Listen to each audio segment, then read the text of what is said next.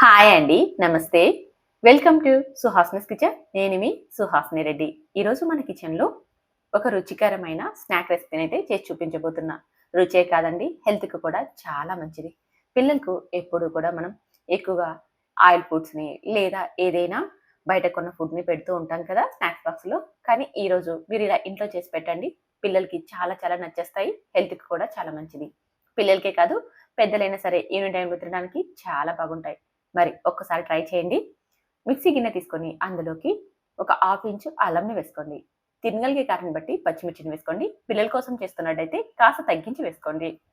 తర్వాత ఇందులోకి 2 లేదా 3 రెమ్మల కొత్తిమీరను వేసుకోండి. ఒక హాఫ్ చెక్క నిమ్మరసాన్ని వేసుకోండి. నిమ్మరసం టేస్ట్‌ను ఎన్హాన్స్ చేస్తుంది. తర్వాత ఇది ఒకసారి గ్రైండ్ చేసుకొని అందులోకి పావు టీ స్పూన్ పసుపును, రుచికి సరిపడా ఉప్పును వేసేసుకోండి. మనం ఏదైనా ఫ్రై చేసుకునేటప్పుడు ఉప్పును కాస్త తగ్గించి వేసుకోవడమే చాలా మంచిది. ఎందుకంటే ఫ్రై అయిపోయాక ఉప్పు అనేది కాస్త ఎక్కువగా కనిపిస్తుంది. అది గుర్తుపెట్టుకోండి. ఇప్పుడు స్టవ్ మీద కడాయి పెట్టుకొని అందులోకి వేరుశనగ విత్తనాలను వేసి వేయించుకోవాలి.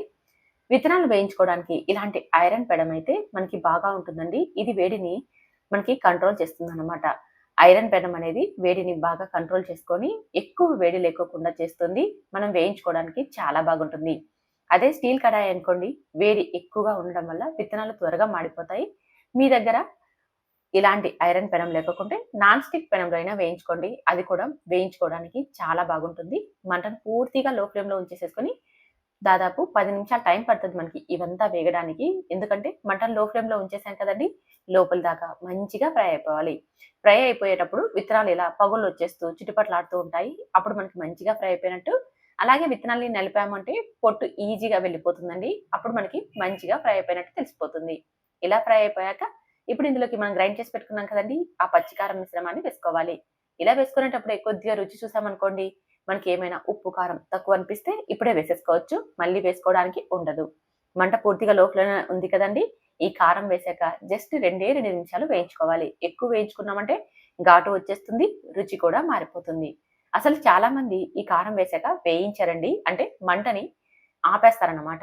కారం వేసేటప్పుడే స్టవ్ ఆపేసేసుకొని జస్ట్ ఇదంతా కలిసేలాగా కలుపుకుంటే పెనం వేడికి, విత్తనాల వేడికే ఈ కారం అంతా కూడా డ్రై అయిపోతుంది.